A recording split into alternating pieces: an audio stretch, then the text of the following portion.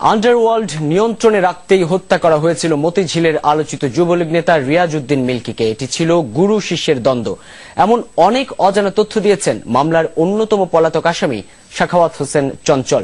যমুনা টিভিকে দেয়া সাক্ষাৎকারে তিনি জানান, হত্যাকাণ্ডের পেছনে জড়িত ছিলেন আরো অনেকে। আরো জানাচ্ছেন তাওহিদ মিথুন। আমি সাখাওয়াত হোসেন চঞ্চল, আমি কি এই অপকর্মের সাথে জড়িত কিনা এটাই ফাইন্ড আউট করা। রিয়াজুল হক খান মিল্কি হত্যার পরিকল্পনাকারী হিসেবে অভিযুক্ত পলাতক আসামি সাখাওয়াত হোসেন চঞ্চল। ঘটনার দীর্ঘ 9 মাসের মাথায় যমুনা নিউজের মুখোমুখি চঞ্চল।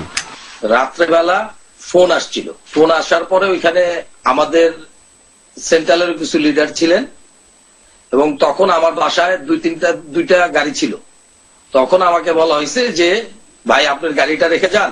কেন ওই হত্যাকাণ্ড, কি ছিল নেপথ্য, আর কেমনই বা ছিল সেই রাত? মতিঝিল এলাকায় রাস্তার পারে ফুটপাতে অনেকগুলো দোকান আছে, কাঁচা বাজার আছে, ডিশের ব্যবসা আছে, পানির ব্যবসা আছে, গার্মেন্টস এর ব্যবসা আছে, জুতের ব্যবসা আছে, তারপরে আপনার কি বলে আপনার জমির ব্যবসা আছে, তারপরে আপনার কি বলে বিআরটিসির বাসের ডিপো আছে, বিআরটিসির রেস্টুরেন্ট আছে, এবং এই যে মানে যে বিষয়গুলো আছে এগুলা সমস্ত কিছুই মনে করেন যে আপনার প্রভাবশালী বা অবস্থার আধিপত্য না থাকলে কেউই এটা টাকা উঠাতে পারে না।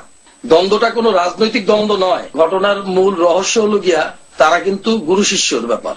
কেন হত্যার দায়ে অভিযুক্ত করা হয় তাকে, এমন প্রশ্ন ছিল চঞ্চলের কাছে। 1 নম্বর আসামি যে জাহিদ সিদ্দিকী তারেক, ওনারা ইনভেস্টিগেশন ছাড়াই সে মারা গেল।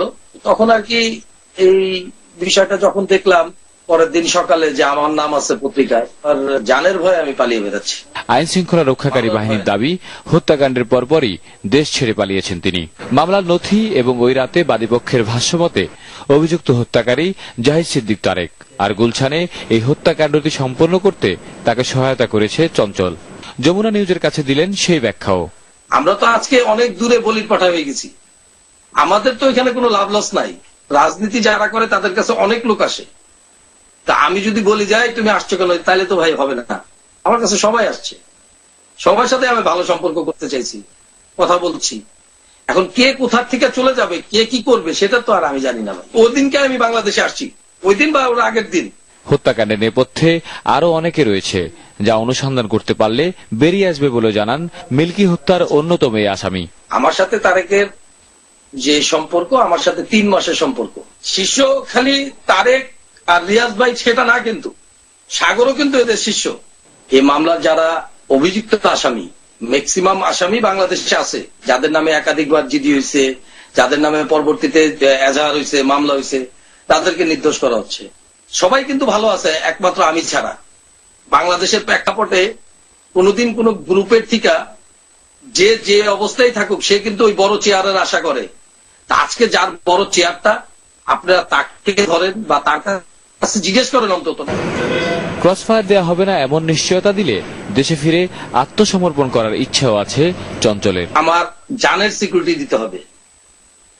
আমি যদি দোষী হই তাহলে আমাকে যে কোনো মূল্যায়নে যে কোনো যা করবে সেটা আমি মাথা পেতে নেব। ঘটনার পরদিনই দেশ ছেড়ে পালিয়ে যান সাখাওয়াত হোসেন চঞ্চল। তাওহিদ মিথুন, যমুনা নিউজ, ঢাকা।